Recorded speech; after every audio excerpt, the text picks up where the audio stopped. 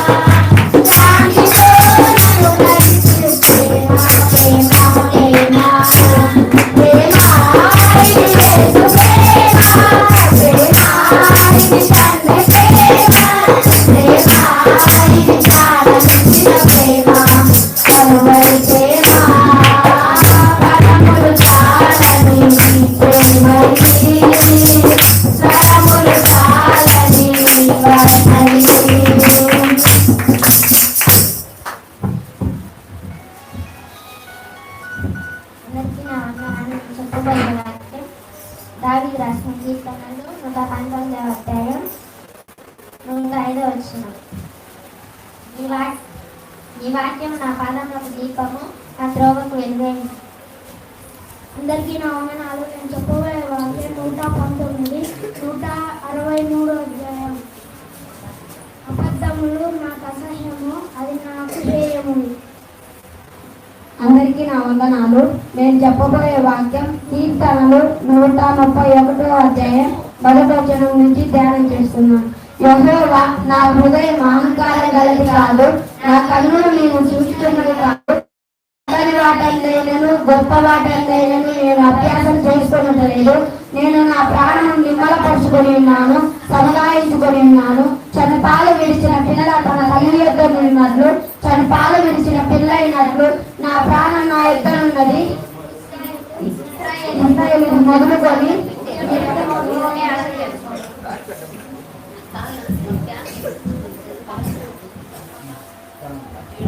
అందరికీ మా వందనాలు. మేము చెప్పబోయే వాక్యం ఆత్మఫలాలు. ఆత్మఫలాలు ఏమనగా ప్రేమ, సంతోషం, సమాధానం, దీర్ఘశాంతం, దయాళుత్వం, మంచితనం, విశ్వాసం, సాత్వికం, ఆశా నిగ్రహం.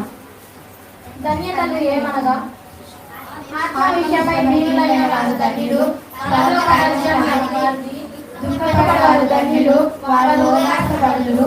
సాత్వికులు ధన్యులు, వారు సంతోషించుకొందురు. ఆకలి తప్పులు కొనవారు ధన్యులు, వారు కనికరపడుదురు. కనికరపడేవారు ధన్యులు, వారు కనికరం పొందుదురు. వారు ధన్యులు, వారు దేవుడిని చూసెదరు. సమాధాన పరచువారు ధన్యులు, వారు దేవుడు కుమారుడు.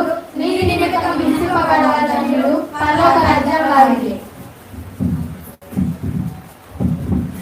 అందరికీ నా వందనాలు. నేను చెప్పబోయే వాక్యం సామెతలు 10వ అధ్యాయం 19వ వచనం. విస్తారమైన మాటలలో దోషములుండక మానదు.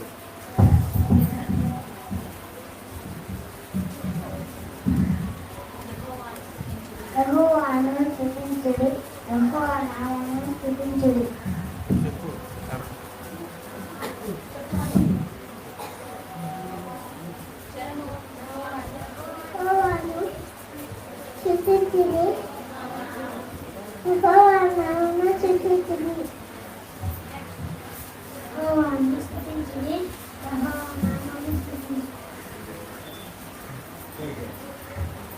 అందరూ కలుగుతున్నారంటే మమ్మల్ని కాచుకోమని వాక్యం చెప్పలేని తరబడుతున్నాను నాయన. తర్వాత తీసేయండి నాయన. సరేస్తున్నాను రక్షించాను.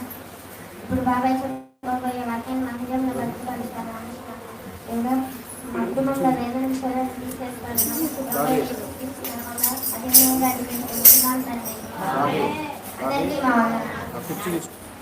కీర్తనల గ్రంథము 118వ అధ్యాయము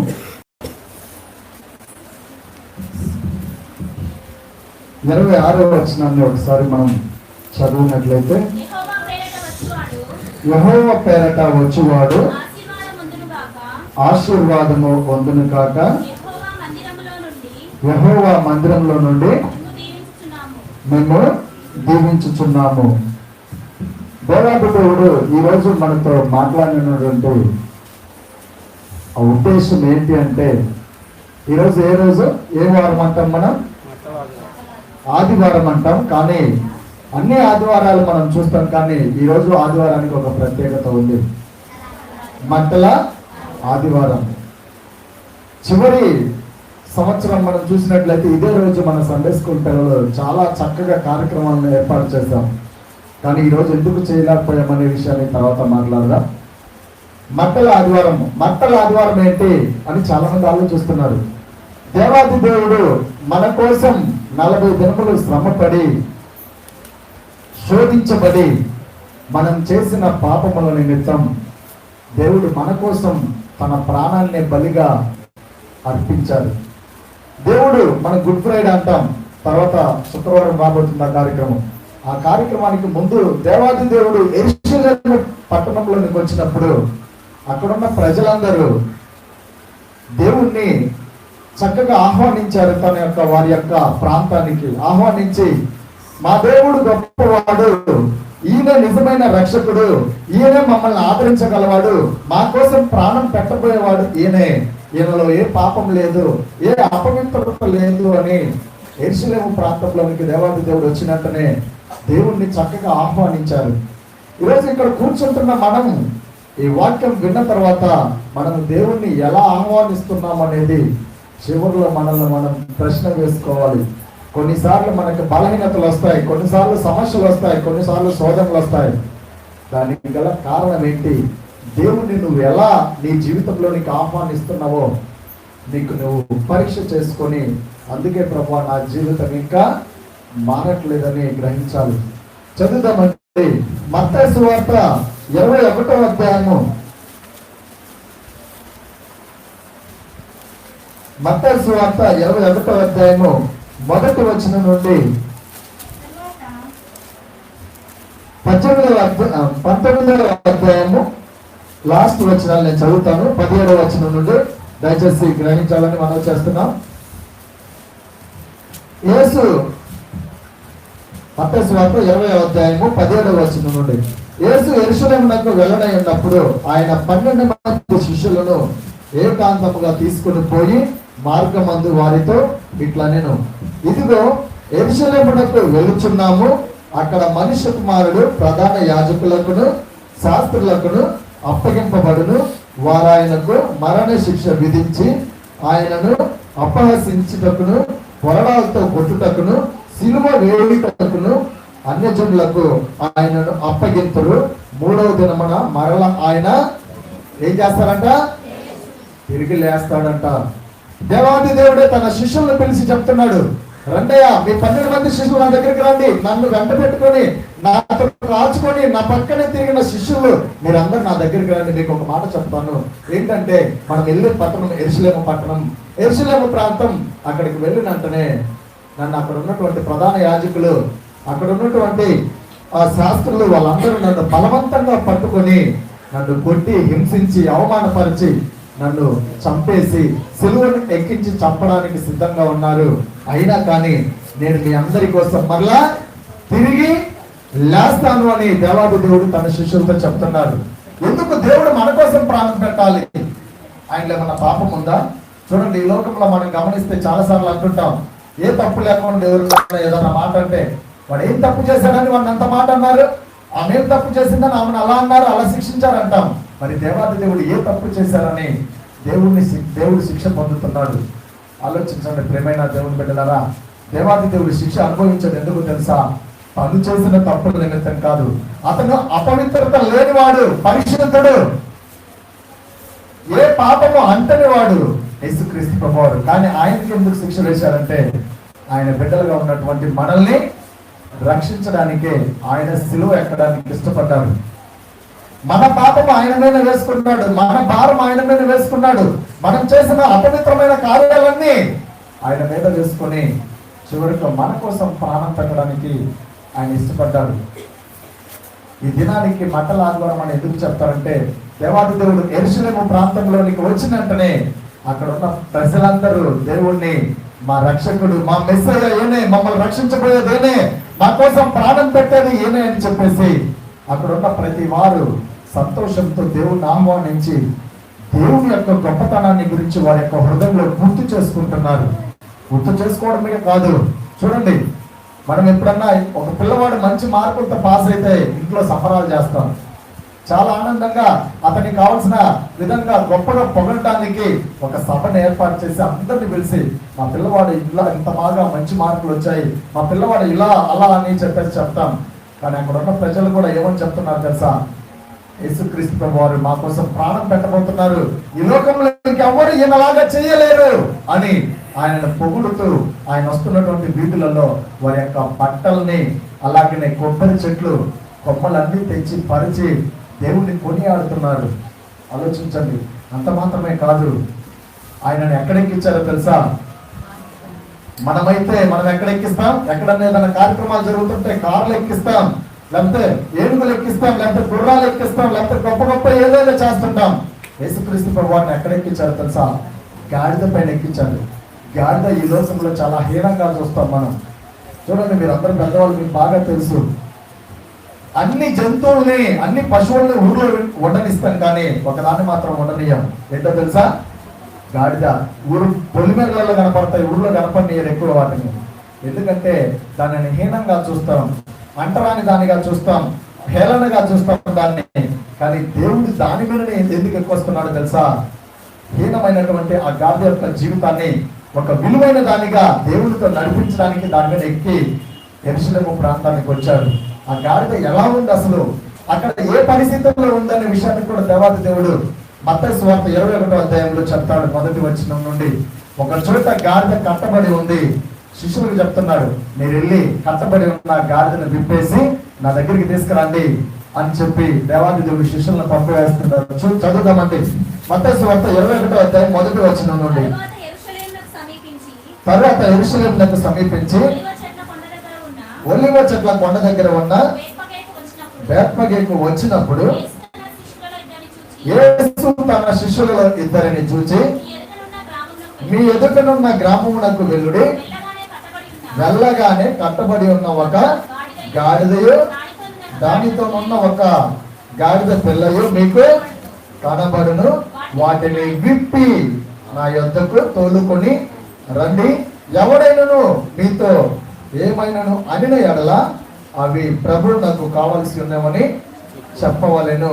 చూడండి, ఇక్కడ చెప్తున్నాడు దేవాది దేవుడు. ఆ బేత్పగే అనే ప్రాంతానికి వచ్చినప్పుడు ఇద్దరు శిష్యులను పిలిచి, మీరు ఈ ప్రాంతానికి వెళ్ళండి, అక్కడ ఒక చోట కట్టబడి ఉంది ఒక గాడిద, గాడిద పిల్ల రెండు కట్టబడి ఉంది. కట్టబడి ఉన్న దాన్ని ఏం చేయమన్నాడు తెలుసా? విప్పండి మీరు అన్నారు. ఈరోజు మన జీవితాలు కూడా అంతే, కట్టబడి ఉన్నాయి. అనేక పాపాల ద్వారా, అనేక బంధకాల ద్వారా, అనేక సైతాన్ సమస్యల ద్వారా, అనేక చేసిన తప్పిదముల ద్వారా మనం కూడా పాపంలో కట్టబడి ఉన్నాం. దేవుడు అంటున్నాడు, విప్పాలి, విప్పబడాలి. అక్కడ గాడిద హీనమైన స్థితిలో ఉండి ఊరి బయట ఎక్కడో కట్టబడి ఉంది, హేళన స్థితిలో ఉంది, అవమానకరమైన స్థితిలో ఉంది. శిష్యులతో చెప్తున్నాడు, కట్టబడి ఉన్నటువంటి ఆ గాడిదను విప్పండి. విప్పి ఎక్కడికి తీసుకెళ్ళమన్నాడు? ఊర్లోకి తీసుకెళ్ళమన్నా, నా దగ్గరికి తీసుకురండి. కట్టబడి ఉన్న గాడిదను విప్పి నా దగ్గరికి తీసుకురండి. బహుశా ఎవరన్నా అడ్డగించి మిమ్మల్ని ఎందుకు తీసుకెళ్తున్నారు అని ఎవరికి కావాలని చెప్పమన్నాడు? ఎవరికి కావాలని చెప్పమన్నాడు? అవి ప్రభువుకు కావలసి ఉన్నాయని చెప్పండి, వెంటనే వారు వాటిని మీతో పంపివేస్తారని చెప్పాడు. చూడండి, దేవుడు ఈ రోజు నువ్వు కట్టబడిన స్థితిలో ఉంటే, బంధించబడిన స్థితిలో ఉంటే, పాపిష్టి జీవితాన్ని మనం కలిగి జీవిస్తుంటే దేవుడు అంటున్నాడు, ఆ బంధకాలు కట్టబడి ఉన్నటువంటి ఆ బంధకాలని నేను విప్పుతాను, విప్పి ఎక్కడికో పంపించను, నాకు కావలసిన వారిగా మిమ్మల్ని నా దగ్గరకు తెచ్చుకుంటాను అంటున్నాడు. ఆలోచించండి ప్రియమైన దేవుని బిడ్డలారా, ఈరోజు ఆ గాడిద దరిద్రమైన జీవితాన్ని ఊరి బయట జీవిస్తుంటే దేవుడు దానికి విలువనిచ్చి ఊరిలోనికి దానిని తోలుకొని వచ్చాడు. తోలుకొని వచ్చి వదిలేయలేదండి. తోలుకొని వచ్చిన తర్వాత అక్కడ రాయబడి ఉన్న వచనాలు, యేసు ప్రభు వారు ఆ గాడిద పైన ఎక్కి ఆ యెరూషలేము వీధులలో నడిచాడు. చదువుదామండి ఆ వచనాలని. 3వ వచనం మధ్యలో నుండి చదువుదామా. వెంటనే అతడు వాటిని తోలు పెట్టునని చెప్పి వారిని పంపెను. ప్రవక్త వలన చెప్పబడినది నెరవేరినట్లు ఇది జరిగెను. అదేమనగా, ఇదిగో నీ రాజు సాత్వికుడై గాడిదను భారవాహిక పశువు పిల్లనైన చిన్న గాడిదను ఎక్కి నీ వద్దకు వచ్చుచున్నాడని సియోను కుమారుతో చెప్పుడు అనున్నది. శిష్యులు వెళ్ళి యేసు తమకు ఆజ్ఞాపించిన ప్రకారం చేసి ఆ గాడిదను దాని పిల్లలను తోలుకొని వచ్చి వాటి మీద తమ బట్టలు వేయగా ఆయన బట్టల మీద కూర్చుండెను. చూడండి, శిష్యులు వెళ్ళారు. దేవుడు చెప్పిన విధంగానే కట్టబడినటువంటి గాడిదను విప్పి దానిని తోలుకొని ఎక్కడికి వచ్చారంటే దేవుడి దగ్గరికి తోలుకొని వచ్చిన తర్వాత అక్కడ ఉన్న వారందరూ బట్టలు విప్పి వారి దగ్గర ఉన్నటువంటి బట్టలను తెచ్చి ఆ గాడిద పైన వేసినప్పుడు దేవాది దేవుడు ఎక్కి కూర్చున్నాడు. బట్టలకు సాదృశ్యం అనగా, చూడండి, మనం బట్టలు ఎందుకు కట్టుకుంటామంటే ఆలోచించండి, మనకి ఒక మర్యాద, అది సిగ్గును కప్పిపుచ్చుతుంది. సిగ్గు అనేది మనము లోకంలో అవమాన పాలు అవ్వకుండా మనమైన పవిత్రమైన బట్టలను కప్పుకుంటాం. ఇక్కడ గాడిద కూడా హీనమైన స్థితిలో ఉంటే దేవాది దేవుడు అక్కడ ఉన్న వారందరూ బట్టలు కప్పారు దాని మీద. ఆ గాడిద మీద బట్టలు కప్పినప్పుడు దేవాది దేవుడు ఎక్కి కూర్చున్నాడు. కూర్చొని అంత మాత్రమే అక్కడ ఉండలేదండి, ఆ ప్రాంతంలో తిరుగుతున్నప్పుడు దేవుడిని అక్కడ ఉన్నటువంటి ప్రజలందరూ బట్టలు వేసి, అలాగనే కొబ్బరి బట్టలు, చదువుదామండి ఆ వచనాలు. 7వ వచనం, ఆ గాడిదను దాని పిల్లలు తోలుకొని వచ్చి వాటి మీద తమ బట్టలు వేయగా ఆయన బట్టల మీద కూర్చుండెను. జన సమూహంలోను అనేకులు తమ బట్టలు దారి పొడవున పరిచిరి, కొందరు చెట్ల కొమ్మలు నరికి దారి పొడవున చూడండి, చాలా మంది దారి పొడవున బట్టలు పంచారు. చాలా మంది కొబ్బరి బట్టల్ని తెచ్చి దారి పొడవున పరిచారు. దానికి కారణం ఏంటో తెలుసా? ఆలోచించండి. మనం ఏదన్నా శుభకార్యం జరుగుతుంటే పెళ్లి కుమారుడిని పెళ్లి కుమార్తెను తీసుకువెళ్ళడానికి స్టేజ్ మీద నుండి కార్పెట్ పరుస్తాం బయటికి. చాలాసార్లు పెళ్లి సందర్భాల్లో చూస్తుంటాం మనం. కార్పెట్ కింద పరుస్తాం, పచ్చగా ఒక క్లాత్. సో దానికి కారణం ఏంటంటే దానికి అభినందించడానికి గల కారణం అది. దేవుడిని అభినందిస్తున్నారు. మా దేవుడు మా కోసం ప్రాణం పెట్టే దేవుడు, పవిత్రుడు, పరిశుద్ధుడు. ఈయనకు ఒక డిగ్నిటీ, ఈయనకు ఒక హోదా ఉంది. సర్వలోకంలో ఏ ఊరు చేయనటువంటి గొప్ప కార్యం చేయబోతున్నాడు మా దేవుడు, మా కోసం ప్రాణం పెట్టబోతున్నాడని వారందరూ తమ దగ్గర ఉన్నటువంటి బట్టలను తెచ్చి మర్యాదగా దేవుణ్ణి చూస్తున్నారు. ఆ గాడిద విలువలేనటువంటి గాడిద మీద దానిని కప్పి విలువని తెచ్చారు. అలాగనే గాడిదను దేవుడు ఊరక ఎక్కి కూర్చోవడానికి ఉపయోగించలేదండి. అక్కడ దేవునితో పాటు ఆ బట్టల మీద నడిచే అధికారం గాడిదకి కూడా వచ్చింది. యాక్చువల్గా అయితే గాడిద అంత హోదా లేదు, వెలువేయబడిన స్థితిలో ఉంటుంది గాడిద. కానీ దేవుడు బట్టల మీద నడవడమే కాకుండా విలువలేనటువంటి ఆ గాడిద మీద ఎక్కి ఆ గాడిద బట్టల మీద నడిచేలాగా చేశాడు. అంటే విలువలేనటువంటి ఆ గాడిద చివరికి దేవుడు ఏం చేశాడు? విలువ వచ్చేలాగా చేశాడు. ఆలోచించండి ప్రియమైన దేవుని బిడ్డలారా. అంత మాత్రమే కాదు, జయ జయ ధ్వనులు చేస్తున్నారు. అక్కడ దేవుడి గురించి కొనియాడుతున్నారు. దావీదు కుమారునికి జయము, ప్రభువు పేరట వచ్చువాడు స్తుతింపబడునుగా కేకలు వేస్తున్నారు. చూడండి 9వ వచనం చూద్దాం. జన సమూహంలో ఆయనకు ముందు వెలుచుంటున్న వారందరూ, వెనుక వచ్చుచుంటున్న వారందరూ ఏమంటున్నారంట? దావీదు కుమారునికి జయము. దేవుని మహింపరుస్తున్నారు, దేవుని ఆరాధిస్తున్నారు, దేవుని కొనియాడుతున్నారు. ఆలోచించండి ప్రియమైన దేవుని బిడ్డలారా. ఈరోజు కట్టబడిన స్థితిలో మనం ఉంటే మనం ఎలా ఉన్నాం? నా బ్రతికి ఎప్పుడు ఇంతేలే అని అనుకుంటున్నామా? నా బ్రతికి ఎప్పుడు ఇంకా మారదని అనుకుంటున్నామా? కట్టబడిన స్థితిలో మనం ఉంటే దేవుడు అంటున్నాడు, నీ కట్లు విప్పి నా దగ్గరికి తెచ్చుకుంటా. నా దగ్గరికి తెచ్చుకోవడమే కాదు, విలువలేని నీ జీవితానికి నేను విలువను ఇస్తాను అంటున్నాను. ఈరోజు మన జీవితం ఎలా ఉంది? విలువ గల జీవితం కలిగి జీవిస్తున్నామా? విలువలేని స్థితిలో ఉన్నామా? బహుశా విలువలేని స్థితిలో ఉంటే నీ జీవితం అంతేని అనుకోవద్దు. దేవుడు నిన్ను మార్చడానికి ఇష్టపడుతున్నాడు. నువ్వు ఆ కట్టబడిన స్థితిలో ఉన్నటువంటి ఆ గాడిదను విప్పాడు. కానీ ఈరోజు మనం కట్టబడినాం. దేంట్లో కట్టబడ్డామంటే అనేక పాపాల ద్వారా కట్టబడ్డాం. అనేక ద్రోహము, అనేక చెడు వ్యసనాలకు బానిసై కట్టబడ్డాం. అందుకే ఆ కట్టబడిన స్థితిలోనే ఎప్పుడు చాలాసార్లు మనం అంటుంటాం, ఏదో బాబు నా జీవితం మారట్లా, ఇంకా నా జీవితం ఎప్పుడు ఇంతే అని అంటుంటాం. బహుశా ఆలోచించండి, మన జీవితం ఎప్పుడు అలాగనే ఉంటుందంటే, ఎప్పుడు అదే సమస్యతో కృంగిపోతున్నామంటే, ఎప్పుడు అదే పాపంలో కృంగిపోతున్నామంటే కారణం నువ్వు పాపంలో కట్టబడ్డావు. నువ్వు విప్పబడితేనే ఆశీర్వాదకరంగా గాడిదలాగా విలువలేని గాడిదకి ఎలా విలువ వచ్చి ఆ బట్టల మీద నడిచి యేసుతో పాటు జయ జయ ధ్వనుల మధ్య ఆనందించిందో, ఈరోజు నువ్వు కూడా ఆనందించాలంటే నీ పాపాన్ని ఒప్పుకోవాలి. చాలాసార్లు అంటుంటాం, మందిరంలో ఉన్నంతసేపు చాలా పవిత్రంగా మాట్లాడతాం, మనం మందిరంలో ఉన్నంతసేపు చాలా భక్తితో ఉన్నట్టుంటాం.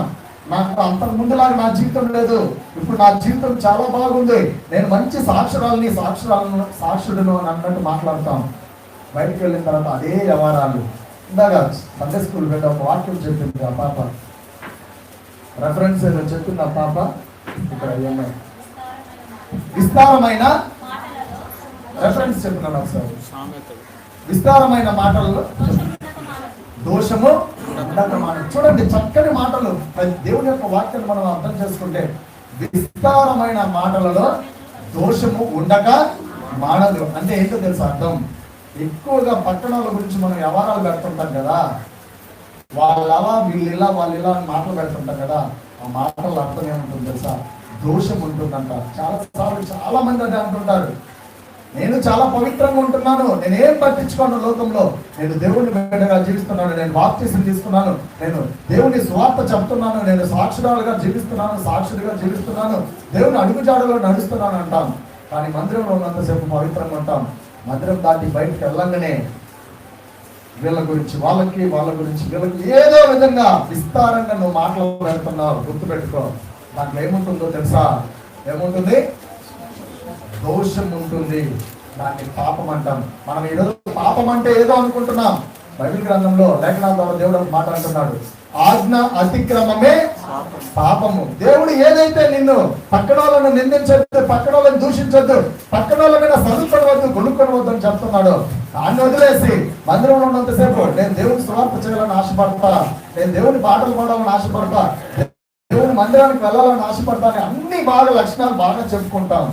బయటకు వెళ్ళిన తర్వాత ఆమె అలా అంట, ఏమో ఎలా అంట, వాళ్ళందరూ అలా ఓకే, మరి నువ్వు ఎలా ఉన్నావు, నేను ఒకసారి గుర్తు చేసుకున్నావా? దేవుడు అంటున్నాడు, నీ ఎదుటి వాని కంటిలో ఉన్నటువంటి నలుసును చూసి నువ్వు చాలా తప్పని లెక్కేస్తున్నావే, నీ కంటిలో దూలమే ఉంది చూసుకున్నావు అంటున్నాడు దేవుడు. అలాంటి దూలాలు మన జీవితాల్లో ఉన్నాయి కాబట్టి కట్టబడి ఉన్నాం. ఈరోజు విప్పబడట్లా, ఇంకా ఆ అనారోగ్యంలో నేను ఇంకా బయటకు రావట్లా. కారణం ఏంటంటే అలాంటి పాపాలతో ఇంకా కట్టబడే ఉన్నాం మనం. ఆలోచించండి, దేవాది దేవుని యొక్క మాటలను నా కోసమే కదా, అవును కదా, నా బ్రతికి ఎప్పుడు ఇంతే, 10 సంవత్సరాల నుండి నా బ్రతికింతే, నాకు 60 సంవత్సరాలు వచ్చింది నా బ్రతికింతే, నాలో ఆశీర్వాదం లేదంటే కారణం ఏంటి తెలుసా? నువ్వు ఇంకా కట్టబడి ఉన్నావు. దేంట్లో తెలుసా? పాపములలో. హేళనకరమైన జీవితాన్ని నువ్వు జీవిస్తున్నావు, దారుణమైన జీవితాన్ని నువ్వు జీవిస్తున్నావు. నీకు విలువ లేదు లోకంలో. అలాంటి విలువ లేనటువంటి గాడిదను దేవుడు విలువ కలదానిగా చేసి తనతో పాటు నడిపించుకున్నాడు. గాడిదను కూడా బట్టల మీద నడిచే విధంగా దేవుడు ఆశీర్వదించాడు, ఆనందించే విధంగా చేశాడు. ఆలోచించండి ప్రియమైన దేవుని బిడ్డలారా, దేవుడు ఈ మట్టల ఆదివారం రోజు దేవునితో పాటు నువ్వు నడవాలి అని అనుకుంటే నీ పాపాలను ఒప్పుకో. చాలాసార్లు అదే చేస్తున్నాం, బయటకు ఒకలాగా లోపల ఒకలాగా ఉంటున్నాం. మందిరంలో ఉన్నంతసేపు ఒకలాగా ఉంటున్నాం, బయటకు వెళ్ళిన తర్వాత మన ఎవరు చూడట్లేదు అనుకుంటున్నాం. ఉంటే వెచ్చగానే ఉండాలి, లేకపోతే మనం ఎటు కాకుండా ఉంటే 2 పడవల మీద కాలు పెట్టి ప్రయాణం చేసేవాడు సముద్రంలో పడిపోతాడు, అంతే కదా. 2 వాహనాల మీద కాలు పెట్టి నడిచేవాడు ఖచ్చితంగా పడిపోతాడు. పడిపోరా? కొద్దిసేపు సైతాన్లో ఉంటారు, కొద్దిసేపు దేవునిలో ఉంటారు. పడిపోరా? ఖచ్చితంగా పడిపోతాం. దేవుని నమ్ముకొని జీవిస్తున్న నీవు దేవుని మీద భారం కలిగి అంటి పెట్టుకోవాలి. ఎప్పుడు విడిచిపెట్టకూడదు, ఆయన పాదాలను విడిచిపెట్టకూడదు. నువ్వు కట్టబడి ఉన్నావు, గుర్తు చేసుకో. దేవుని జయజన గనులతో అక్కడ ఉన్నటువంటి యెరూషలేము ప్రజలందరూ బట్టలు పరిచి కొబ్బరి మంటలను పట్టి దేవుణ్ణి ఆరాధిస్తూ మహిమపరుస్తున్నారు. ఈరోజు నీ జీవితంలోనికి దేవుణ్ణి ఆహ్వానించి నీ పాపాలను మొత్తం తీసివేసి నీ జీవితానికి విలువలను నీ పాపాలు మొత్తం తీసివేసుకొని మంచి ప్రశస్తమైన బట్టలను నీవు ధరించుకొని, ప్రశస్తమైన బట్టలు అంటే పవిత్రమైన జీవితాన్ని నువ్వు ధరించుకొని, నువ్వు ఎప్పుడైతే దేవునికి జయమని ఎప్పుడు చెప్తావో, దావీదు కుమారునికి జయమని అక్కడ కేకలేస్తున్నారు. నువ్వు ఎప్పుడైతే నీ దేవుని మహిమపరుస్తూ ఆరాధిస్తూ ఉంటావో ఖచ్చితంగా నువ్వు విప్పబడతావు. ఆలోచించండి, విలువలైనటువంటి గాడిదకి దేవుడు ఎక్కి విలువనిచ్చాడు. ఈరోజు నీ జీవితానికి విలువ లేకపోతే దేవుడు ఖచ్చితంగా నీలోనికి వచ్చి నీకు విలువనిస్తాడు. ఒకప్పుడు ఎవరైతే నిన్ను హేళనగా మాట్లాడారో వాళ్ళే నీకు వంగి వందనాలు చెప్పేలాగా నీ జీవితం ఉంటుంది. ఎప్పుడో తెలుసా? యేసుక్రీస్తు ప్రభువారు నీలోకి వస్తేనే. దేవుడు మాత్రం వచ్చాడని నువ్వు అనుకుంటున్నావు. చాలాసార్లు మనం అంటుంటాం, సాక్ష్యాలు చెప్తుంటాం, నేను ఇంకా పవిత్రంగా జీవిస్తా, అపవిత్రంగా ఉండను అని. చివరికి మళ్ళీ అదే పాపాలు చేస్తుంటాం. బహుశా సంఘాన్ని మోసం చేయొచ్చు, తల్లిదండ్రులను మోసం చేయొచ్చు, లోకాన్ని మోసం చేయొచ్చు. పైన ఉన్నవాడిని మాత్రం ఎట్టి పరిస్థితుల్లో మోసం చేయలేము. ఇలా ఉందా అపవిత్రత? తెలియక పాపములు చేస్తున్నామా? గుర్తు చేసుకుందాం. ప్రభా, నిజంగా నేను కట్టబడే ఉన్నాను ప్రభా, నేను ఇప్పటి వరకు ఏదేదో ఊహించుకున్నాను, ఏదేదో ఆలోచిస్తున్నాను, నిజంగా నేను కట్టబడే ఉన్నాను. ఊరు బయట గాడిద ఎలా ఉందో ఊరిలో నేను అలానే ఉన్నాను. నన్ను విప్పవా? నాలో ఉన్నటువంటి బంధకాలను, పాపాలను తీసివేసి కడిగి నన్ను శుద్ధి చేసి విప్పి నీతో పాటు నన్ను నడిపించుకోవా? నీతో పాటు విలువైన స్థితిలో నేను ఉండేలాగా, నిన్ను వెంట పెట్టుకొని జీవించేలాగా, నిన్ను మోసుకొని పోయేలాగా గాడిద అక్కడ ఏం చేసిందో తెలుసా? యేసయ్యని మోసుకు వెళ్ళింది. ఈరోజు నువ్వు యేసయ్యను మోసుకెళ్ళాలి. యేసయ్య నేను మోయడం ఏంటి అనుకుంటున్నావేమో. దేవుని యొక్క సువార్తను నువ్వు మోసుకెళ్ళాలి ఇంటింటికి.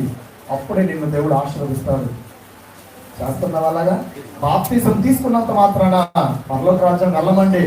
బైబిల్ గ్రంథంలో లేదు. ఇక్కడ పాటలు పాడినంత మాత్రాన పరలోక రాజ్యం వెళ్ళం. వాక్యం చెప్పినా, వాక్యం విన్నా, కానుకలు వేసినా, సాక్ష్యం చెప్పినా వెళ్ళం. దేవుని ఆజ్ఞానుసారంగా జీవిస్తేనే వెళ్తాం. జీవిస్తున్నామా మనం? ఆలోచించండి. వస్త్రములు వేసి దేవుణ్ణి ఆరాధిస్తున్నారు, దేవుణ్ణి కొనియాడుతున్నారు. దావీదు కుమారుని విజయమని. ఈరోజు నీ జీవితంలో నీలో ఉన్నటువంటి కంపు కొట్టే వస్త్రాలు ఏవైతే ఉన్నాయో, పాపానికి సంబంధించిన అన్ని తీసివేసి ప్రశస్తమైన రక్షణ వస్త్రాన్ని నువ్వు ధరించుకొని నీ హృదయంలోనికి దేవుణ్ణి ఆహ్వానించి దేవుణ్ణి నువ్వు ఇంటింటికి సువార్తగా మోసుకొని వెళ్తున్నట్లయితే గాడిద వలె నువ్వు కూడా ఉన్నతమైన స్థితిలో జీవించబడతావు. ఆలోచించండి ప్రియమైన దేవుని బిడ్డలారా. జకర్యా గ్రంథము 9వ అధ్యాయము 9వ వచనాన్ని చూసినట్లయితే, జకర్యా గ్రంథము 9వ అధ్యాయము 9వ వచనం, సియోను నివాసులారా బహుగా సంతోషించుడి, యెరూషలేము నివాసులారా ఉల్లాసముగా ఉండుడి. నీ రాజు నీతిపరుడును, రక్షణ గలవాడును, దీనుడునై గాడిద పిల్లను ఎక్కి నీ వద్దకు వచ్చుచున్నాడు. యెరూషలేము ప్రాంతంలో ఉన్న ప్రజలందరికీ దేవాది దేవుడు తెలియజేస్తున్నాడు హెచ్చరిక. నీ రాజు నీతిపరుడు, నీ రాజు దీనుడై, నీ రాజు గాడిద పిల్ల మీద ఎక్కి ఎక్కడికి వెళ్తున్నాడంట? నీ వద్దకే వస్తున్నాడు. యెరూషలేము నివాసులకు చెప్తున్నాడు దేవాది దేవుడు. జకర్యా చక్కగా దేవుని గురించి చెప్తున్నాడు. యెరూషలేము పట్టణ వస్తున్నారా, యెరూషలేము నివాసులారా, మీరు అందరూ ఏం చేయాలి తెలుసా? సంతోషించండి. ఎలాగో తెలుసా? బహుగా. బహుగా అంటే ఎక్కువగా సంతోషించండి. ఎందుకో తెలుసా? నీ రాజు నీ దగ్గరికి రాబోతున్నాడు. ఎలాగో తెలుసా? దీనుడై తను తగ్గించుకొని నీ దగ్గరికి రాబోతున్నాడు. ఎందుకు తగ్గించుకున్నాడు తెలుసా? అసలు దేవుడు ఏ పాపం చేయలేదండి. ఆయన మాటల ద్వారా, చూపు ద్వారా, తలంపుల ద్వారా, నడవడిక ద్వారా ఏ పాపం అనేది కనబడలేదు. పిలాతు దగ్గరికి తీసుకెళ్తే కూడా శిక్షించడానికి అక్కడ పిలాతు కూడా అంటాడు, ఇతనిలో ఏ పాపము నాకు కనబడట్లేదు అన్నాడు. అక్కడ ఉన్నటువంటి రాజే ఒప్పుకున్నాడు, పరలోక రాజు నీతిమంతుడు అని. పరలోక రాజు అనేటువంటి ఈ యేసుక్రీస్తు ప్రభువారు నిజంగా పవిత్రుడు అని చెప్పారు. ఆయన నీతిమంతుడై దీనుడై మన దగ్గరికి వస్తున్నాడు. దీనుడు అంటే తగ్గించుకొని వస్తున్నాడు. చూడండి, ఆయన జననము మరణము కూడా రెండు దీనత్వంలోనే ఉంటుంది.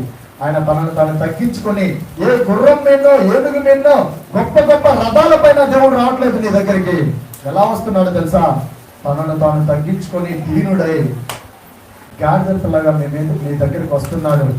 మీరేం చేయాలంట? బహుగా సంతోషించండి.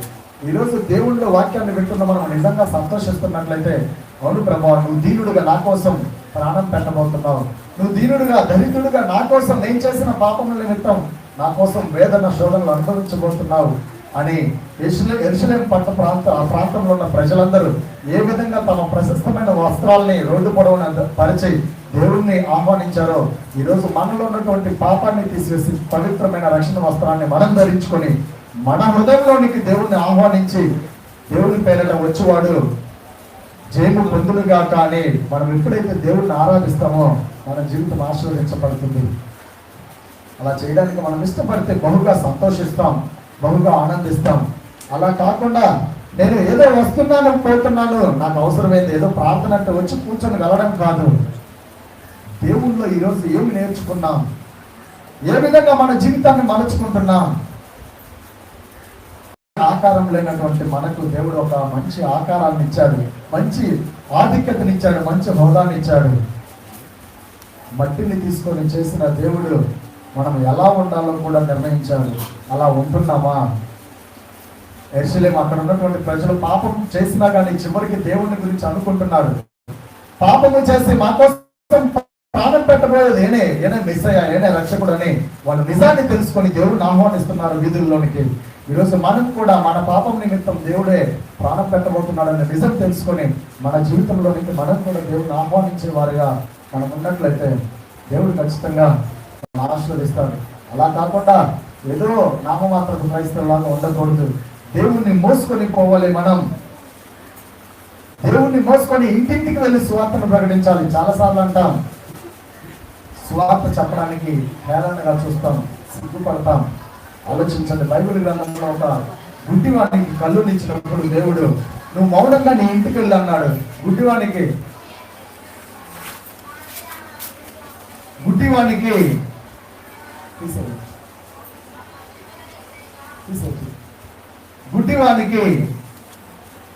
కన్నులు ఇచ్చినప్పుడు దేవుడే అంటాడు, నువ్వు మౌనంగా నీ ఇంటికి వెళ్ళి చాలు, ఏం చేయొచ్చు అంటే వాడు మౌనంగా ఇంటికి వెళ్ళలేదండి.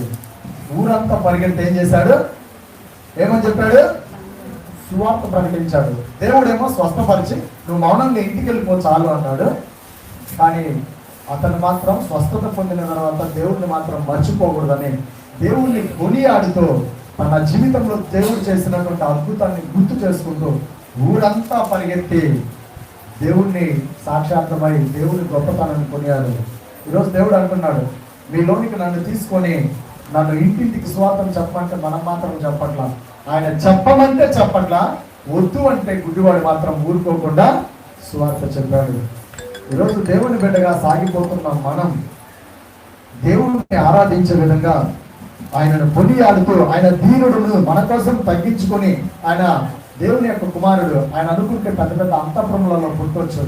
కానీ ఎందుకు పశువుల పాటలో పుట్టాడంటే దీనత్వము, తగ్గింపుతనము చేశాడు. ఎందుకంటే అక్కడ పుడితే మనం అందరం చూడొచ్చు. అదే రాజమందిరంలో పుడితే ఓన్లీ రాజులు గొప్ప గొప్ప వాళ్ళే పోతారు, కానీ మనలాంటి వాళ్ళం ఎవరము పోలేము. చివరికి గొర్రెలు కాల్చుకునే వాళ్ళు కూడా చూడడానికి అవకాశం ఇచ్చారు. చూడండి, ఆలోచించండి ప్రియమైన దేవుని బిడ్డలారా, మన రాజు దీనుడుగా, నీతిపరుడుగా తనను తాను తగ్గించుకొని మన ముందుకు వస్తున్నాడు. ఈరోజు మనము దేవుని గురించి తెలుసుకున్న మనం, అవును ప్రభువా నువ్వు నీతిపరుడు, తగ్గించుకొని నాలోకి వస్తున్నావు, నా జీవితంలోనికి రండి, నా జీవితానికి విలువని ఇవ్వండి అని మనం అడిగినట్లయితే దేవుడు ఖచ్చితంగా మనల్ని ఆదరిస్తాడు. దేవుడు పరిశుద్ధుడు అనడానికి ఒక కారణం బైబిల్ గ్రంథం చూద్దామండి. మార్కు సువార్త 1వ అధ్యాయము 9వ వచనాన్ని చూసినట్లయితే, మార్కు సువార్త 1వ అధ్యాయము 9వ వచనం. ఆ దినములలో యేసు గలిలయలోని నజరేతు నుండి వచ్చి యోర్దానులో యోహాను చేత బాప్తిసము పొందెను. వెంటనే ఆయన నీళ్లలో నుండి ఒడ్డునకు వచ్చుచుండగా ఆకాశము చీల్చబడుటయు, పరిశుద్ధాత్మ పావురముల తన మీదకి దిగి వచ్చుటయు చూసెను. మరియు నీవు నా ప్రియ కుమారుడు, నీ యందు నేను ఆనందించుచున్నానని ఒక శబ్దము ఎక్కడి నుండి వినిపించిందంట? ఆకాశం నుండి.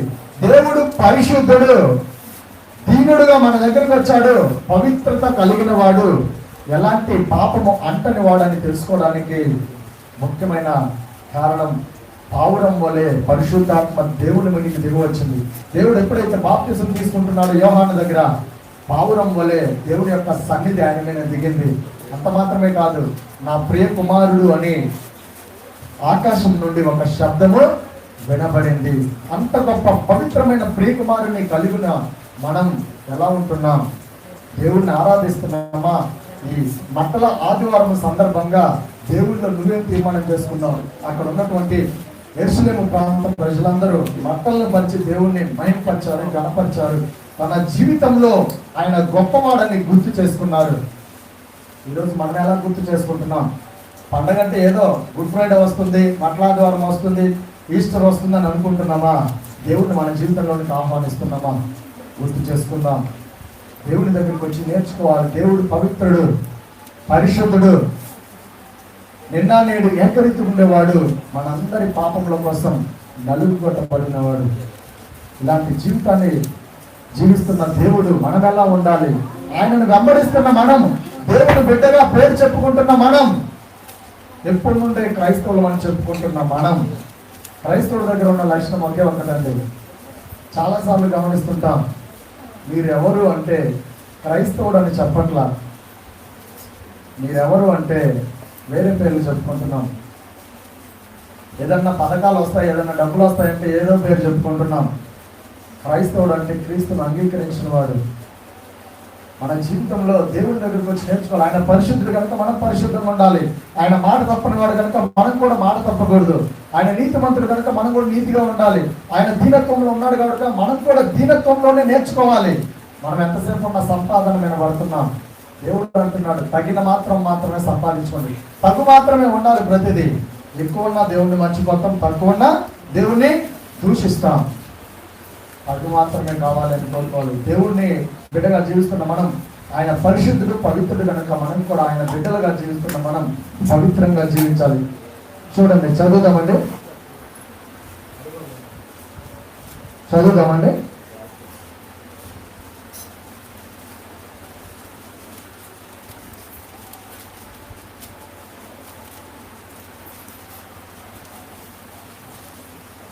మొదటి పేతురు 1వ అధ్యాయము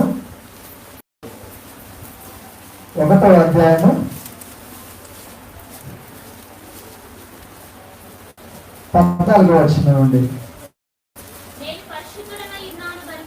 నేను పరిశుద్ధుడనై ఉన్నాను కనుక మీరును పరిశుద్ధులై ఉండుడని రాయబడి ఉన్నది. కాగా మీరు విధేయులకు పిల్లలై మీ పూర్వపు అజ్ఞాన దశలో మీకుండిన ఆశలను అనుసరించి ప్రవర్తింపక మిమ్మల్ని పిలిచిన వాడు పరిశుద్ధుడై ఉన్న ప్రకారము ఎలా ఉండాలంట? మిమ్మల్ని పిలిచిన వాడు పవిత్రుడు, పరిశుద్ధుడు. కాబట్టి మీరు కూడా సమస్త విషయములలో పవిత్రులుగా ఉండాలి. ఎప్పుడైతే మనం పవిత్రులుగా ఉండడానికి ఇష్టపడతామో దేవుడు మనలో ఉండడానికి ఇష్టపడతాడు. ఇక్కడ యెరూషలేము ప్రాంత ప్రజలు పాపాలు చేశారు, అయినా కానీ చివరికి తెలుసుకున్నారేమని, ఈయనే మా రాజు, ఈయనే మా దేవుడు, ఈయనే మా కోసం ప్రాణం పెట్టేవాడు అని ఆయనను గణపరుస్తూ మహింపరుస్తూ జయ ధ్వనులతో దేవుడిని స్తుతించారు. ఈరోజు దేవుని బిడ్డలుగా జీవిస్తున్న మనం, దేవుడు పరిశుద్ధుడు కనుక మేము కూడా పవిత్రంగా పరిశుద్ధంగా ఉండాలని ఆశపడాలి. అలా కాకుండా ఏదో ఉంటున్నాం, వస్తున్నాం, వెళ్తున్నాం అనే విధంగా ఉండకూడదు. యెరూషలేము ప్రాంత ప్రజలందరూ దేవుడిని మహింపరిచారు. కొబ్బరి మంటలు తెచ్చి గొప్పగా దేవుణ్ణి ఆహ్వానించారు వీధుల్లోనికి. ఈరోజు నీ జీవితం అనే వీధుల్లోనికి, నీ కుటుంబంలోనికి దేవుడిని ఆహ్వానిస్తే దేవుడు ఖచ్చితంగా ఆదరిస్తాడు మనల్ని. దేవుడి దగ్గరికి వచ్చి నేర్చుకోవాలి. దినదినము, అవును ప్రభా నువ్వు దీనుడు, నేను కూడా దీనంగా ఉండాలి. నువ్వు పరిశుద్ధుడు, నేను కూడా పరిశుద్ధంగా ఉండాలి. నువ్వు పాపం అంటున్న వాడు, నేను కూడా పాపం అంటకుండా ఉండాలి అని అనుకోవాలి. ఈరోజు మనలో పాపం ఉంది కాబట్టి ఇంకా కట్టబడి ఉన్నాం, బంధించబడి ఉన్నాం. అందుకే మన జీవితంలో ఏ ఆశీర్వాదాలు రావు. బయటకు ఒకలాగా లోపల ఒకలాగా ఉంటున్నాం, విస్తారంగా మాటలు పెడుతున్నాం. క్రైస్తవుడు అంటే నిన్ను బట్టి అనేకులు మందిరానికి రావాలి, కానీ నీ జీవితాన్ని బట్టి అనేకులు మందిరాలకు దూరం అవ్వకూడదు. చివరి వారం కూడా మనం ధ్యానించుకున్నాం. నిన్ను బట్టి ఎంతమంది వస్తున్నారు, నిన్ను బట్టి ఎంతమంది మానుకుంటున్నారు. మందిరానికి రమ్మని అడిగితే ఆ మందిరానికి కూర్చొని మీ పిల్లలకి చెప్తున్నారేమో. గుర్తు చేసుకోనండి ప్రియమైన దేవుని బిడ్డలారా, మందిరం పవిత్రమైనదే, మనమే అపవిత్రంగా ఉన్నాం. నువ్వు వద్దురా ఆ మందిరానికి అని పిల్లలకి చెప్పుకుంటున్నారేమో. నువ్వు వెళ్ళగాకరా ఆ మందిరానికి, నువ్వు వెళ్ళొద్దామా ఆ మందిరానికి, అక్కడ వాళ్ళు అలా ఉంటారు ఇలా ఉంటారని. ముందు నువ్వు ఎలా ఉన్నావో నువ్వు తెలుసుకోవాలి కదా. దేవుడు అదే అంటున్నాడు, మార్గం. అందుకే నువ్వు అలా అంటున్నావంటే నువ్వు ఇంకా కట్టబడే ఉన్నావు, గాడిదలాగా హీనమైన స్థితిలో కట్టబడి ఉన్నావు. గాడిద ఊరు బయట కట్టబడి ఉంది, నువ్వు మాత్రం ఊరిలోనే కట్టబడి ఉన్నావు, ఇంకా విడిపించబడలా. అదే బంధకాల్లో, అదే సైతాన్లో కట్టబడి ఉన్నావు. అందుకే నీకు ఇంకా అలాంటి మాటలే వస్తున్నాయి. దేవుడిని అడుగుదాం, ప్రభా గాడిద విలువ లేదు, ఎక్కడో కట్టబడి ఉన్న గాడిదని విప్పి నీ దగ్గరికి తోలుకొని వచ్చి నువ్వు దాని మీద ఎక్కి దానికి విలువ లేని దానికి పట్టల మీద నడిచే విలువనిచ్చావు. అనేకులు జయ దండులు కొడుతుంటే వాళ్ళ మధ్యలో నడిచే నా పాత పాపిష్టి జీవితాన్ని మొత్తం తీసివేసి పవిత్రమైన రక్షణ వస్త్రాన్ని కలిగి నీ ముందు నీ పాదాల చెంత నేను నా జీవితాన్ని పరుస్తున్నాను, నా జీవితంలోనికి రావా, నన్ను నడిపించవా. విలువ ఎలా అన్ని జనుల మధ్య నిన్ను కూడా ఒక విలువ గల వారిగా నిలబెట్టడానికి దేవుడు ఇష్టపడుతున్నాడు. నువ్వు కూడా దేవుడితో నడవడానికి. గాడిద ఎక్కిన తర్వాత ఎక్కడో పరిగెత్తలేదండి, ఏం చేసింది? ఆయనను మోసుకుంటూ వెళ్ళింది. ఈరోజు దేవుడు నీలోనికి, నీ హృదయంలోనికి వస్తే నువ్వు ఆయనను యుగ సమాప్తి వరకు మోసే విధంగా ఉండాలి. కానీ మనం ఎలా ఉంటామంటే కొద్ది రోజులు బైబిల్ సంకలో పెట్టుకొని మందిరానికి వ్యవహారాలు, ఊర్లో ఉన్న వ్యవహారాలన్నీ మనమే పెట్టుకొని కూర్చుంటాం. గాడిద అలా చేయలేదు. దేవుణ్ణి మోసుకుంటూ వీధులన్నీ తిరిగి చక్కగా దేవునితో పాటు నడిచింది. ఈరోజు నువ్వు దేవుని ఈరోజు నీ హృదయంలోకి ఆహ్వానించి 4 రోజుల తర్వాత మళ్ళీ దేవుణ్ణి వదిలేసి సైతాన్ శోధనలు అమ్మటి తిరగకూడదు. అలా తిరిగితే నీకు లోకస్తులకు తేడేంటి? ఆలోచించండి. పవిత్రుడు, పరిశుద్ధుడు, ఆయన చేయి పట్టుకున్న మనం కూడా పవిత్రంగా ఉండాలి. ఆయన పవిత్రుడు కాబట్టి ఆయన చేయి పట్టుకుని మనం పవిత్రమైన జీవితాన్ని కలిగి జీవిస్తే దేవుడు ఖచ్చితంగా మనం ఆశీర్వదిస్తాడు. అలా కాకుండా మన ఇష్టమైన విధంగా ఈ లోకానుసారంగా మనం జీవిస్తే వ్యర్థం. ఆశీర్వాదకరమైన జీవితం నీకు కావాలంటే నడువు దేవునితో. ఆశీర్వాదకరమైన జీవితం నీలో ఉండాలి అంటే అడుగు జాడల్లో ఉండు, ఆయన ఆజ్ఞలను అనుసరించు. హృదయ శుద్ధి గల వారు ధన్యులు, వారు దేవుడు చూస్తారు. నిజంగా హృదయం శుద్ధిగా ఉంటే ఈ క్షణాన్ని నువ్వు దేవుని యొక్క సన్నిధిని అనుభవిస్తావు, దేవుని యొక్క ప్రేమను పొందుకుంటావు, దేవుని యొక్క ఆశీర్వాదాన్ని నువ్వు పొందుకుంటావు. నువ్వు మాత్రమే కాదు, నీ కుటుంబం కూడా ఆశీర్వదించబడుతుంది. అలాంటి జీవితం నీకు అంటే దేవుని దగ్గరకు వచ్చి నేర్చుకో. అనుదినము దేవుని వెంబడించు, అనుదినము నిన్ను నువ్వు గుర్తు చేసుకో. ప్రతి వారం పాపం చేస్తుంటాం, తెలియక తెలిసి పాపాలు చేస్తాం, అనేక తప్పిదములు చేస్తుంటాం. పాపములు ఒప్పుకోవాలి, దీనత్వంలోకి రావాలి. ఆత్మ విషయమై దీనిలైన వారు ధన్యులు, వారు ఏం చేస్తారంట చెప్పాలి. ఇందాక నా పిల్లలు కూడా చెప్పారు కదా, దీనత్వం నేర్చుకోవాలి ఆత్మలో. గర్వం మనకు ఎంతసేపు ఉన్నా గర్వం. 4 రూపాయలు ఉంటే చాలు, నాకు దేవుడు ఎందుకు, దేవుడు అవసరమా? ఆలోచించండి. కోట్లు ఉన్న వాళ్ళు మందిరాలకు వెళ్ళి, కోట్లు ఉన్న వాళ్ళు గుళ్ళకి వెళ్ళి దండాలు పెడుతుంటారు. మరి నువ్వు ఏముండదు మనకి. ఈరోజు తింటే రేపటి ఉండదు. ఎవరు తప్పు కనుక్కోవాలంటే ఉన్న మాటలు ఉన్నట్టు గ్రహించాలి. మనం ఈరోజు తింటే రేపటికి ఎత్తుకులాడుకోవాలి. కానీ మనం మాత్రం చాలా గర్వంగా ఉంటాం. పరలోకపు తండ్రి దీనత్వంలో దిగొచ్చాడు, ఈ లోకానికి తగ్గించుకున్నాడు. మరి నువ్వు తగ్గించుకోవా? దేవుడు పరిశుద్ధుడు కనుక, దేవుడు తగ్గించుకున్నాడు కనుక ఆయన బిడ్డలు ఉన్న మనం కూడా తగ్గించుకోవాలి. రేపు నిన్ను బట్టి నీ దేవుడిని అవమానపరచకూడదు. చూడండి, ఎవరన్నా పిల్లల్ని ఏదన్నా అంటుంటారు, అరే మీ నాన్న మంచోడు కదా, నీకంటే వచ్చిందిరా బుద్ధి అంటాం చాలాసార్లు. చూడండి, మన పరలోకపు తండ్రి పవిత్రుడు, మళ్ళీ క్రైస్తవుడికి పుట్టిన మనకి ఎలా వచ్చింది ఆ బుద్ధి అంటే మనం దేవుడిని అనుసరించట్లా. దేవుని చేయి పట్టుకొని తిరగకుండా సైతాన్ని చేయి పట్టుకొని తిరుగుతున్నాం కాబట్టి మనకు ఆ బుద్ధులు వస్తున్నాయి. మార్గం నేను చూడండి అబ్బా, నిజమైన క్రైస్తవుడు అంటే ఇతను రా. నిజమైన క్రైస్తవురాలు అంటే ఏమరా, ఒకప్పుడు ఏమో బ్రతికి ఎలా ఉందో ఓకే, ఇప్పుడు మాత్రం ఏమని చూస్తే నిజంగా ఇంత పవిత్రమైన జీవితం జీవిస్తుంది అనుకోవాలి. మనం అలా ఉండట్లా. ఇక్కడ ఒకలాగా, అడుగు పక్కకేసిన తర్వాత మరొకలాగా. పవిత్రంగా ఉందాం. దేవుడు పరిశుద్ధుడు. మనం కూడా పరిశుద్ధంగా ఉంటూ ఆయనను మన జీవితాలకు ఆహ్వానించినట్లయితే దేవుడు మనల్ని ఉన్నతమైన స్థితిలో నిలబెడతాడు. అలా ఉండడానికి అనుదినము నేర్చుకోవాలి దేవునిలో. ప్రభువా, ఈరోజు నాలో తప్పులేమున్నాయి, నీకు ఆయాస్కరంగా నేనేమన్నా జీవిస్తున్నానా, నన్ను క్షమించని అడిగితే దేవుడు ఖచ్చితంగా నేర్పిస్తాడు.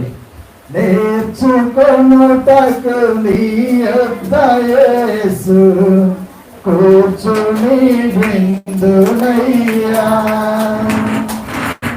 నేర్చుకొనుటకు నీ యొద్ద యేసు కూర్చుని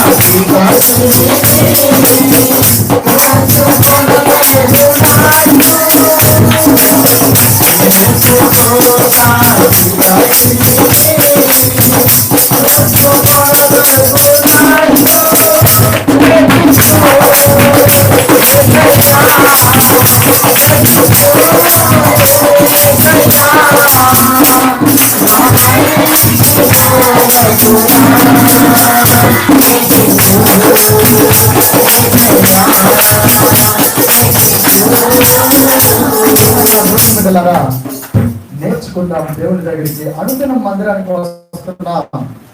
ప్రతిరోజు దేవుళ్ళు గడుపుతున్నాం. ప్రతి సాయంకాల వేళ దేవుని ఆరాధించడానికి మందిరానికి వస్తున్నాం. ఏమి నేర్చుకుంటున్నాం? ఓర్పుతో నా నడవడికని నేర్చుకోవాలని పాడాము. ఇప్పుడు నడవడికని మార్చుకోవాలి, ఓర్పు ఉండాలి. 4 రోజుల మందిరానికి వస్తాం, మన జీవితం బాగుపడలేదంటే, అనారోగ్యం పోలేదంటే కదా మందిరాన్ని విడిచిపెడతాం. ఓర్పుతో నడవడికతో దేవుళ్ళు సాగిపోవాలి. బుద్ధి జ్ఞాన సర్వ సంపదలు నా యొద్దనే గుప్తమై ఉన్నాయి. మనం లోకంలోకి పోయి నాకు తెలివి రావాలి అది ఇదని ఎవరికి అంత చదువు చదువుతున్నాం. దేవుడి దగ్గరికి వస్తే దేవుడి జ్ఞానాన్ని ఇస్తాడంట. చదువు చదవదని చెప్పట్లా. దేవుడి నుండి వచ్చే జ్ఞానం పవిత్రమైనది. ఆ పవిత్రమైన జ్ఞానాన్ని పొందుకొని దేవుని మన జీవితంలో పెట్టుకొని ఎప్పుడు దేవుని ఆరాధిస్తూ మహింపరుస్తూ కట్టబడినటువంటి మనము ఆ స్థితిలో నుండి విడిపించబడి దేవుళ్ళలోకి వస్తూ దేవుని మందిరంలో గడుపుతూ దేవుని సువార్తను మోసుకొని పోతూ దేవుణ్ణి ఎప్పుడు జయదునులతో ఆహ్వానిస్తూ మీ జీవితంలోనికి అనేకులకు మేలుకరంగా ఉండాలని దేవుడు కోరుచున్నారు. ఆనాడు యెరూషలేము పట్టణంలో ఉన్నటువంటి నివాసులందరూ దేవుణ్ణి కొనియాడారు. దేవుని గొప్పతనాన్ని తెలుసుకున్నారు. ఎప్పటి నుండే క్రైస్తవులుగా పుట్టిన మనం ఎన్నో సంవత్సరాలైంది బాప్తిసం తీసుకొని మార్పు చెందాలని ఎప్పటి నుండి అనుకుంటున్న మనం దేవుణ్ణి కొనియాడుతున్నామా? అసలు మన జీవితంలో దేవుడు ఉన్నాడా? మన బట్టలు అంటే అక్కడ బట్టలు వేసారు, ఇక్కడ మనం వస్త్రములు, మన జీవితం మురికిగా ఉందేమో మనల్ని మనం శుద్ధి చేసుకొని దేవుడిని ఆహ్వానించి దేవుడితో నడుస్తూ సంతోషంగా పవిత్రమైన జీవితం జీవిస్తూ పరిశుద్ధుడిగా ఆయన బిడ్డలంగా మనం కూడా పరిశుద్ధంగా జీవించలాగా ప్రతి ఒక్కరు తీర్మానం చేసుకోవాలని ప్రభు పేరట మన అందరికి తెలియపరుస్తుంది. చిన్న ప్రార్థన చేసుకుందాం. సర్వోన్నతుడ, సర్వశక్తి మంతుడ, బలవంతుడైన దేవస్తోత్రం ఆయన రచన కలసంలో మీరు మాతో ఉన్నందుకు స్తోత్రంలో తండ్రి. అవును ప్రభా, గాడిద ఏ విలువలైనటువంటి జీవితాన్ని జీవిస్తున్న గాడిదను, కట్టి ఉన్న స్థితిలో ఉన్న గాడిదను కట్లు విప్పి ఏ బంధకాలు అయితే ఉన్నాయో ప్రభా దానికి విప్పేసి మీ దగ్గరికి తోడుకుని వచ్చి మీరు దానిపైన వెక్కి ప్రభా ఎక్కిన తర్వాత అనేక వీధులు మీతో పాటు నడిపించారు. విలువలైనటువంటి గాడిదకు విలువనిచ్చారు తండ్రి. ఈ మంటల ఆదివారం రోజు మేము కూడా ప్రభా మా హృదయాన్ని మీ ముందు పరుస్తున్నాం, మా పాపాలను విడిచిపెడుతున్నాం. మా జీవితంలోకి మీరు వచ్చి విలువలైన మా జీవితానికి కూడా విలువనిస్తారని, ఏ పాపంలో అయితే మేము కట్టబడ్డామో, ఏ సమస్యలు అయితే మేము కట్టబడ్డామో, ఏ సైతాన్ శోధనలో మేము ప్రభావం బంధించబడ్డామో, ఏ సంఖ్యలైతే ప్రభావం మేము ఉన్నామో వాటిని అన్నిటిని విప్పి మీ దగ్గరికి తోడుకొని వచ్చి మా జీవితంలోకి మీరు వచ్చి మిమ్మల్ని మేము మోసుకొని పోయి అనేక అన్యజనులకు స్వార్థ ప్రకటించే భాగ్యాన్ని మాకు కలుగు చేస్తారని, విలువైన మా జీవితంలో విలువనిస్తారని నమ్ముచు ప్రభు అయిన యేసుక్రీస్తు నామమున అడిగి వేడుకుంటున్నాము తండ్రి. ఆమేన్.